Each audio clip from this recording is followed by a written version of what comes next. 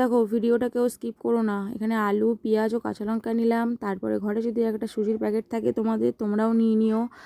তো দেখো সুজিটাকে চেলে নিলাম, কেননা অনেক সময় সুজির মধ্যে অনেক রকমের পোকা বা বালি থাকে, আর সেজন্য চেলে নিলাম।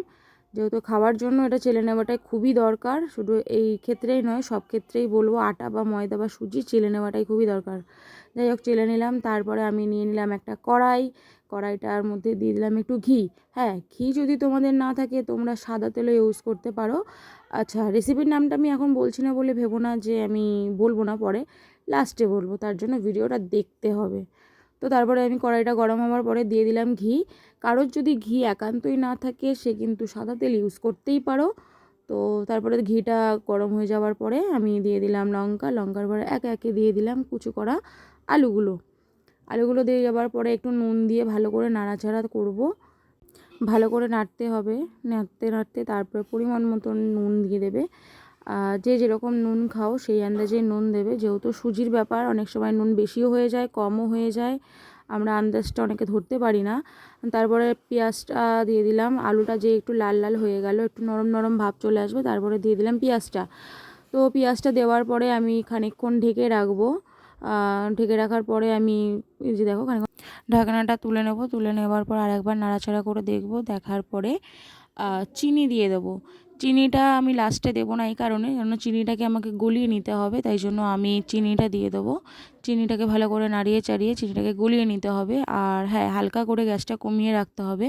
গ্যাসটা বাড়িয়ে রাখলে চিনিটা পুড়ে যাবে আর স্বাদটাও নষ্ট হয়ে যাবে।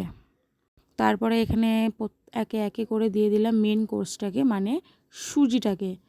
যেহেতু এটা সুজির হালুয়া, নোনতা সুজির হালুয়া, হালকা নোনতা হালকা ঝাল হালকা মিষ্টি, না কোনোটা যাতে বেশি না হয়। এতে কিন্তু চিনিটাও বেশি হলে ভালো লাগবে না, বা নুনটাও বেশি হলে ভালো লাগবে না, সব কিছুটাকে ব্যালেন্স করে রাখতে হবে। তো দেখো এখানে আমি এরকম করে ঝুরো ঝুরো করে, মানে হালকা হালকা করে গ্যাস কমিয়ে নাড়াচাড়া করে নিতে পারবো।